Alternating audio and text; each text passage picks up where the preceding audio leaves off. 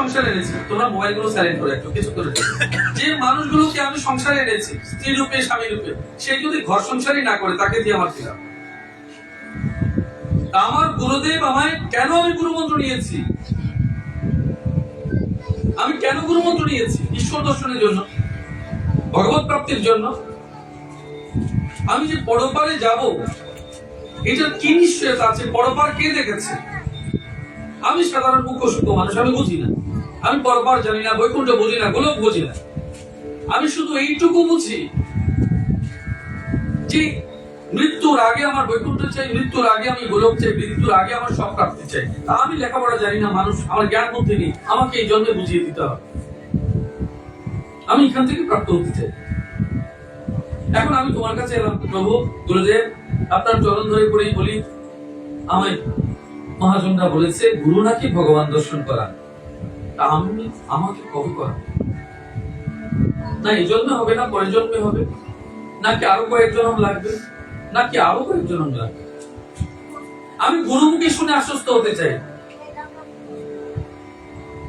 একদম নিশ্চিত হয়ে যাও, কোনদিন গুরুদেবকে ছাড়বে না,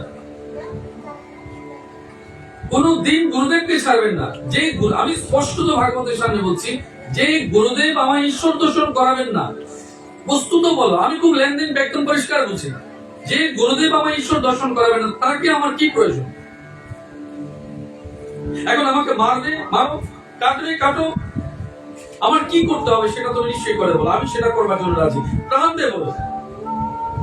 দেখো, যা চাই তা করো, গুরুদেবের আজ্ঞা আমার একদম শিরোধার্য, কিন্তু আমাকে অবশ্যই ঈশ্বর দর্শন করতে হবে। এখন এটাই আমার গুরুদেবের কাছে একমাত্র প্রার্থনা।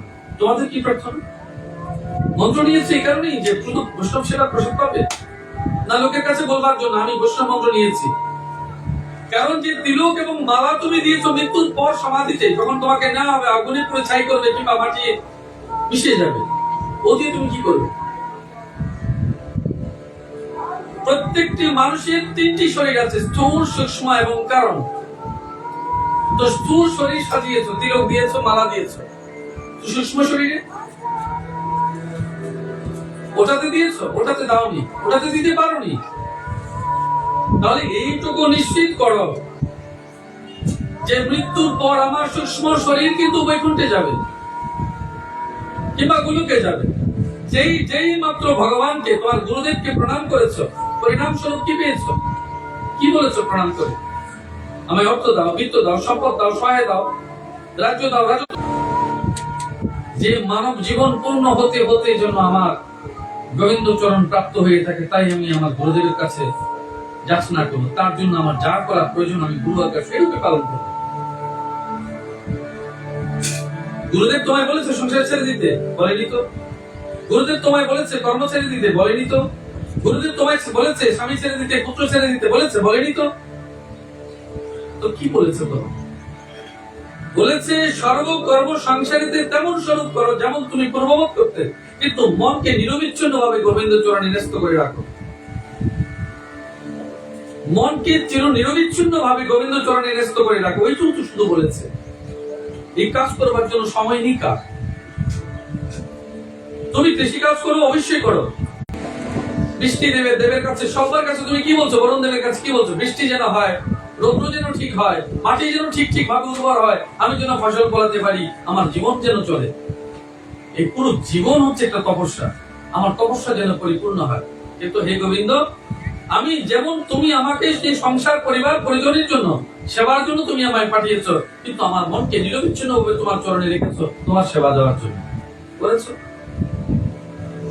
দেখবে সেদিন তুমি বৃক্ষেও ঈশ্বর দেখবে, তোমার সবজির ফসলেও ঈশ্বর দেখবে, তোমার কর্মজীবনে সবটাতে ঈশ্বর দেখবে। আমাদের জীবনে এইটুকু মনে রাখো, শুধু বৈষ্ণব বৈষ্ণব করে চিৎকার করলে কাজ হবে না। ও তুমি ছেড়ে দাও। আজ তোমরা কি হয়েছে? তোমাদের ভেতরে একটা অদ্ভুত ব্যায়াম ঢুকেছে, ব্যাধি এসছে তোমাদের জীবনে। কি হয়েছে? কি হয়েছে তোমাদের?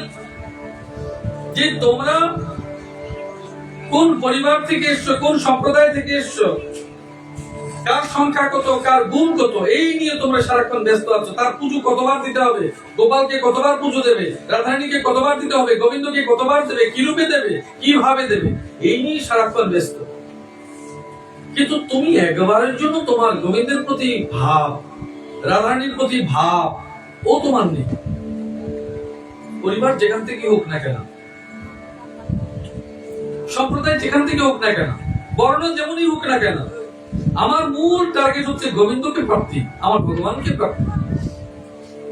তো তোমার লক্ষ্য যদি আচার বিচার সংখ্যা তত্ত্ব ইত্যাদিতে থাকে, ওই তো খুঁজে পাবে।